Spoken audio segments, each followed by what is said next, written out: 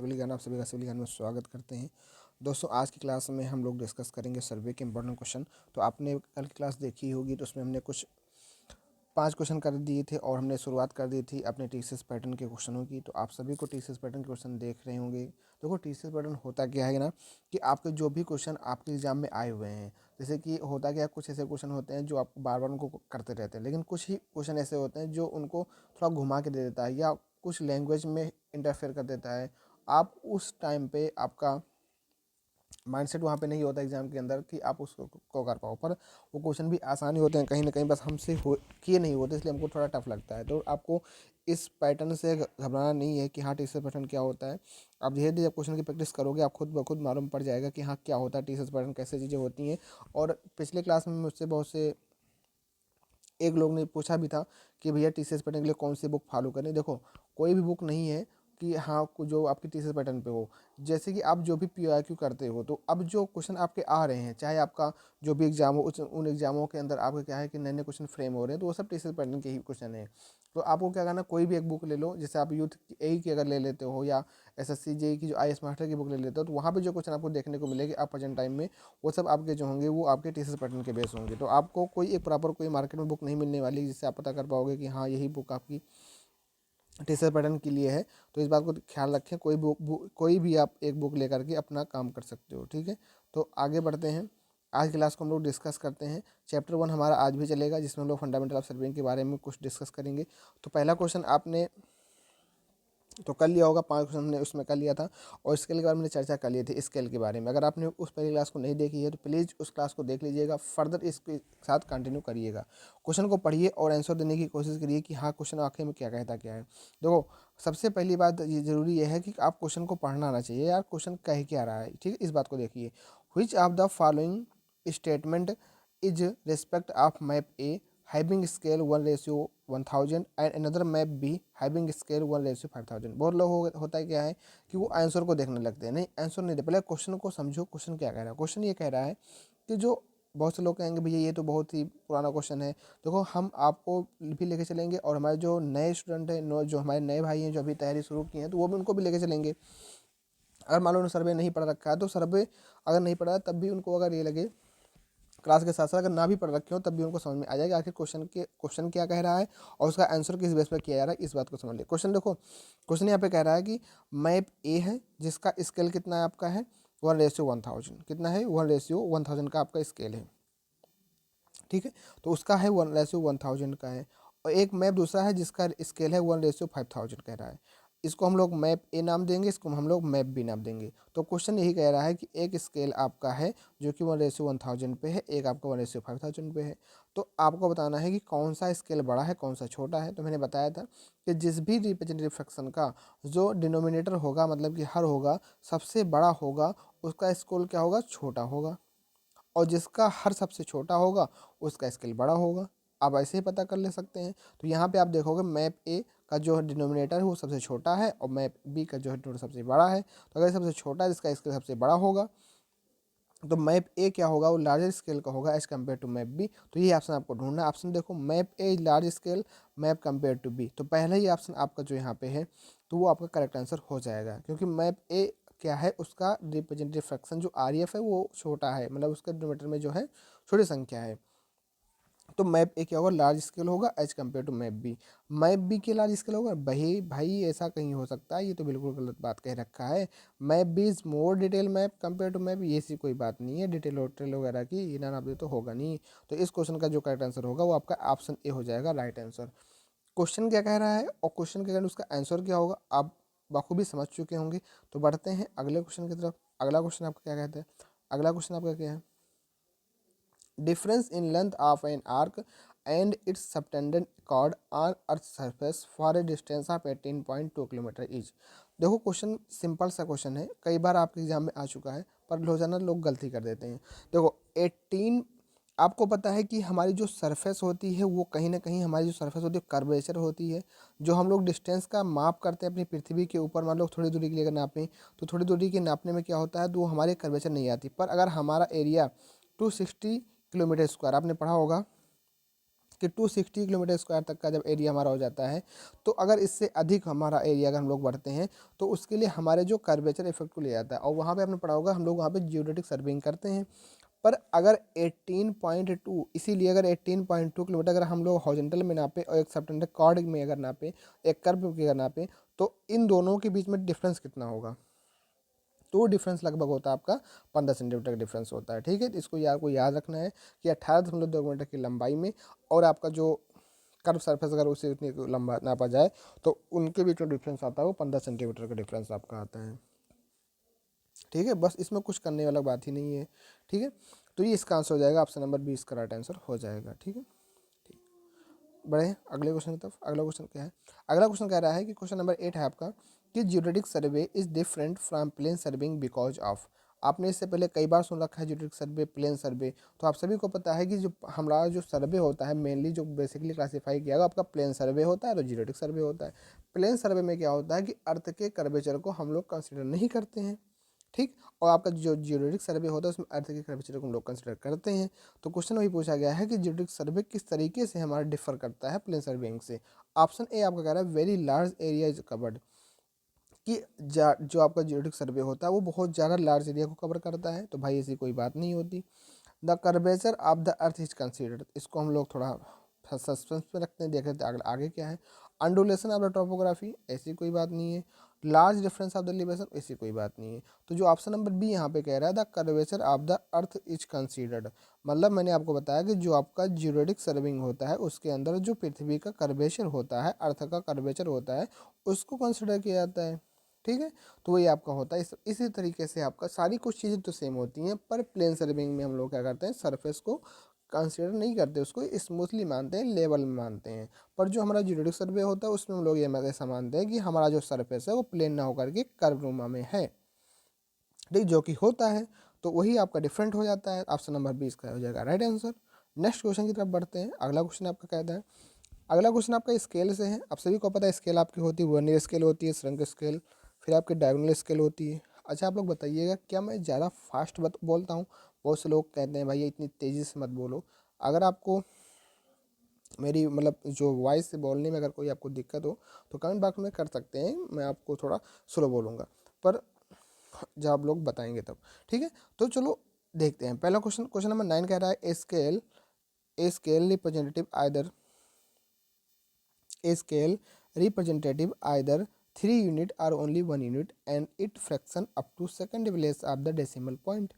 तो देखो आप सभी को पता है कि एक नॉर्मल स्केल आपका होता है, डायगोनल स्केल होता है, कंपेयर, फिर आपको वर्नियर स्केल होता है, फिर आपका श्रृंक स्केल होता है। इसमें लोग श्रृंक फैक्टर का यूज करते हैं। पर यहाँ पे क्वेश्चन में ऐसा तो कुछ कहा नहीं गया है। क्वेश्चन में ये पूछा गया है कि एक ऐसा स्केल है, मतलब कोई आपका एक स्केल है, ठीक, तो उस स्केल में अगर हम लोग 3 यूनिट तक, मान लो कितने यूनिट तक, 3 यूनिट तक, जैसे मान लो अगर आपने उसी इसके लिए आपने मीटर को पढ़ लिया, ठीक है, उसी में आपने सेंटीमीटर को पढ़ लिया और उसी में आपने जो डेसीमीटर को भी पढ़ लिया। अगर आपको हम कहें किलोग्राम पढ़ लिया, ग्राम पढ़ लिया और मिलीग्राम पढ़ लिया, लीटर पढ़ लिया, मीटर लीटर पढ़ लिया, या उसी तरीके से आपका मतलब 3 यूनिट कोई भी चीज़ है उसकी 3 यूनिट तक आपने पढ़ लिया एक ही स्केल के अंदर, तो वो आपका क्या होता है, वो आपका डायगोनल स्केल होता है। इसको हम लोग विकर्ण मापनी कहते हैं। ऑप्शन नंबर ए यहाँ पे हो जाएगा आपका राइट आंसर हो जाएगा। ठीक है, तो आपको पता होगा कि जब भी किसी स्पेस के द्वारा अगर हम लोग 3 यूनिट तक माप पढ़ लें या उसके फ्रैक्शन के 2 डेसिमल तक या 3 फ्रैक्शन के सेकंड प्लेस तक वैल्यू अगर पढ़ लें तो वो हमारा क्या होता है, आपका डायगोनल स्केल होता है। तो इस क्वेश्चन का जो ऑप्शन करेक्ट आंसर होगा वो आपका हो जाएगा ऑप्शन नंबर ए, इसका राइट आंसर हो जाएगा। बढ़ते हैं अगले क्वेश्चन की तरफ। अगला क्वेश्चन आपका क्या कहता है? अगला क्वेश्चन आपका है इसी प्रकार क्वेश्चन है जैसे आपने पढ़ा वर्नियर, जैसे आपने स्केल पढ़ा तो प्रकार का वर्नियर होता है। वर्नियर आपका डायरेक्ट वर्नियर होता है, रेट्रोगेड वर्नियर होता है, फिर आपका जो है एक्सटेंडेड वर्नियर होता है। तो इन वर्नियर के ऊपर क्वेश्चन आपका आता है। क्वेश्चन आपका पूछा गया if the smallest division of a vernier, अगर किसी भी smallest division of the vernier is longer than the smallest division of its primary scale the vernier is known as. तो कहने का मतलब क्या होता है कि आपको एक वर्नियर स्केल देखने को मिलता है, एक आपका क्या होता है वर्नियर स्केल होता है, एक आपका क्या होता है प्राइमरी स्केल होता है, ठीक है, या मेन स्केल होता है। तो यहाँ पे कह रहा है कि smallest division of the vernier is longer than the smallest division of its primary scale. मतलब आपको पता है कि एन डिवीजन जो आपका n division of the vernier होता है वो n-1 division of the main scale के बराबर होता है। तो कहने का मतलब क्या हो गया कि यहाँ पे जो आपका वर्नियर का भाग होता है वो मेन स्केल से बड़ा होता है और मेन स्केल जो होता है वर्नियर के भाग से छोटा होता है, मतलब कि आपका ये होता है। तो ये कंडीशन किस में लाई करती है? आपके डायरेक्ट वर्नियर में लाई करती है। तो हम लोग डायरेक्ट वर्नियर के लिए क्या पढ़ते हैं कि डायरेक्ट वर्नियर आपका जो कोई होता है, तो हम लोग पढ़ते हैं डायरेक्ट वर्नियर में आपका हम लोग पढ़ते हैं कि जो आपका n division of the vernier होता है वो आपका n-1 division of the main scale के बराबर होता है। तो इसमें क्या होता है, वर्नियर का भाग आपका बड़ा होता है, मेन स्केल का भाग आपका छोटा होता है। यही आपका जब आपका हम लोग पढ़ते हैं रिट्रोग्रेड वर्नियर, तो वहाँ पे n डिवीज़न ऑफ द जो वर्नियर होता है वो n+1 division of the main scale होता है। और जो डायरेक्ट वर्नियर होता है इसमें ध्यान रखना कि जिस तरफ से आपका जो ग्रेजुएशन होता है वो सेम दिशा में क्या होता है वो इंक्रीज करता है, जबकि आपका जो रिट्रोग्रेड या आपका रिट्रोग्रेड वर्नियर होता है वहाँ पे क्या होता है एक दूसरे के साथ डिक्रीज करता है। ठीक, एक इंडेक्स मार्क होता है, इंडेक्स मार्क के इधर और इधर वैल्यू क्या डिक्रीज करती है। पर डायरेक्ट वर्नियर में क्या होता है कि एक ही दिशा में जो होती है वैल्यू उनकी डिक्रीज करती है, चाहे आपका मेन स्केल हो चाहे प्राइमरी स्केल आपका हो या आपको जो वर्नियर स्केल होते हैं दोनों में एक ही दिशा में आपके बढ़ते हैं। ठीक है, और आपका एक होता है एक्सटेंडेड वर्नियर। क्या होता है? Extended vernier. तो एक्सटेंडेड वर्नियर के लिए कहा जाता है कि n डिवीज़न ऑफ द जो वर्नियर होता है आपका वो 2n-1 division of the main scale के बराबर होता है। तो ये भी आपको ध्यान रखना है। ठीक है, तो कभी कभी तो ये डायरेक्ट ऐसे बना के पूछ लेता है क्वेश्चन, क्या क्वेश्चन ये सही है, किस प्रकार के वर्नियर के लिए सही है, तो आपको इसको भी ध्यान रखना है। ठीक है, तो इस क्वेश्चन का जो करेक्ट आंसर होगा वो आपको हो जाएगा डायरेक्ट वर्नियर। ठीक है, क्योंकि डायरेक्ट वर्नियर में ऐसा होता है। ठीक है, क्योंकि इफ द कह रहा है the smallest division of vernier is longer than the smallest division of its primary scale, ना प्राइमरी स्केल से बड़ा होता है, तो ये आपका क्या हो जाएगा डायरेक्ट वर्नियर आपका हो जाएगा। ठीक, आगे बढ़ते हैं। अगला क्वेश्चन है आपका hydrographic survey deal with the mapping of. Hydrographic जैसा कि नाम से ही विदित है, हाइड्रो मतलब पानी, तो पानी से क्या होगा लार्ज वाटर बॉडीज के लिए। तो क्या होता है हाइड्रोग्राफिक सर्वे हमारे को क्या बताता है वो लार्ज वाटर बॉडीज के लिए होता है। ठीक है, जल संबंधित चीज़ों के लिए होता है हाइड्रोग्राफिक सर्वे। तो आपका जो करेक्ट आंसर हो जाएगा ऑप्शन नंबर ए हो जाएगा, आज आपका राइट आंसर रहने वाला है। ठीक है, अगला क्वेश्चन अगला क्वेश्चन आपका देखो, ये सेम क्वेश्चन आपका आ गया, मैंने जो अभी आपको डिस्कस किया कि in case of direct vernier के केस में क्या होता है, जो ग्रेजुएशन होता है वो इंक्रीज करता है अपोजिट डायरेक्शन में। तो भैया बिल्कुल गलत बात है, मैंने आपको बताया कि अभी जो ग्रेजुएशन होता है वो इंक्रीज करता है सेम डायरेक्शन में। इसमें कह रहा है smallest division is longer than the smallest division of the main scale. ये इसमें कुछ बात क्लियर नहीं हो रही, लेकिन यहाँ पे ऑप्शन नंबर जो सी उसको पढ़ो, उसमें कह रहा है graduation increase in the same direction in which graduation of the main scale increase. तो मैं आपको थोड़ा दिखाने की कोशिश करता हूँ कि अगर मैं वो पिक्चर ला पाऊँ कि आपको डायरेक्ट वर्नियर की, तो उसको मैं दिखाने की कोशिश करता हूँ। वेट करिएगा, अगर होगा तो मैं दिखाता हूँ आपको डायरेक्ट वर्नियर की पिक्चर, ताकि आपको थोड़ा मालूम पड़ जाए कि किस तरीके से होता है वर्नियर। शायद नहीं है, चलो ठीक है, मैं बाद में कल की क्लास में मैं दिखा देता हूँ आपको। ठीक है, तो उसकी कोई दिक्कत वाली बात नहीं है। ठीक है, तो कल क्लास में हम लोग वर्नियर दिखा देंगे, तो आपको तो कोई दिक्कत वाली बात नहीं है। हाँ, तो यहाँ पे क्या रहता है कि डायरेक्ट वर्नियर में क्या होता है, जो ग्रेजुएशन होता है वो इंक्रीज करता है सेम डायरेक्शन में। और जो आपका अगर यही क्वेश्चन आपका अगर वो पूछा होता है रिट्रोग्रेड वर्नियर के लिए क्या होता है, तो उस केस में क्या होता है वो अपोजिट डायरेक्शन में इंक्रीज करता है। ठीक, तो ऑप्शन नंबर सी यहाँ पे हो जाएगा आपका राइट आंसर। ठीक, अगले क्वेश्चन पर बढ़ते, अगला क्वेश्चन आपका क्या कहता है, अगला क्वेश्चन आपका है what is the difference between the sum of interior angle of plane triangle and spherical triangle for area of triangle 195 square kilometer on the earth surface। तो ये भी रटा रटाया क्वेश्चन है, रटा रटाया मतलब है चीज़ें। इसमें क्या होता है कि आपका जो पता है कि अगर हम लोग स्फेरिकल ट्रायंगल की बात करते हैं, ये आपका स्फेरिकल ट्रायंगल हो गया, एक आपका प्लेन ट्रायंगल बनता है, तो स्फेरिकल ट्रायंगल और प्लेन ट्रायंगल के एंगल के जो बीच में अंतर होता है वो आपका 1 सेकंड का अंतर होता है। ऑप्शन नंबर सी हो जाएगा आपका राइट आंसर। ठीक है,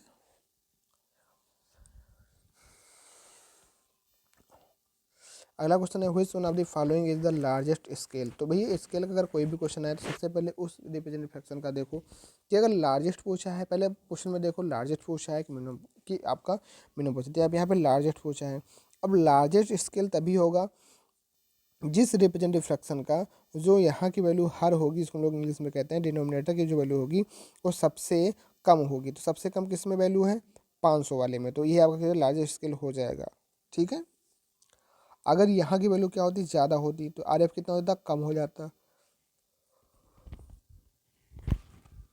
पर यहाँ पे क्या है कि आपके जो वैल्यूज़ हैं वो आपकी कम होनी चाहिए, तभी आपका लार्ज स्केल होगा। तो आपका 1:500 आपका जो है वो आपका लार्ज स्केल होगा।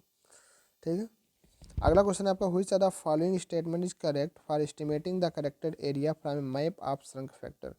आपने श्रंक फैक्टर का बहुत बार फार्मूला पढ़ा होगा, तो आपको पता है कि श्रंक फैक्टर क्या होता है कि आपको श्रंक लेंथ अपान की ओरिजिनल लेंथ जो आपकी होती है, आपकी जैसे आपको आपने मैप वाला क्वेश्चन पढ़ा होगा कि आपका मैप पहले की लंबाई 10 सेंटीमीटर थी, लेकिन कॉन्ट्रैक्शन के बाद उसकी लंबाई 9.5 सेंटीमीटर हो गई, तो आप लोग श्रंक फैक्टर निकालते हो कि श्रंक लेंथ अपान की ओरिजिनल लेंथ करके। तो वही वाला क्वेश्चन है, पर यहाँ पे लेंथ नहीं, यहाँ पे एरिया कंसेप्ट है। तो यहाँ पे जो एरिया आता है तो वहाँ पे जो डायरेक्टली प्रोपोर्शनल तो होता नहीं है, वो इनवर्सली प्रोपोर्शनल होता है, पर वो स्क्वायर ऑफ एफ के रूप में होता है। It is inversely proportional to square of option. अब ऑप्शन नंबर डी इसका हो जाएगा, आपका राइट आंसर हो जाएगा। ठीक है, अगला क्वेश्चन आपका क्या है, which one is the upper limit of survey are square kilometre for user plane survey.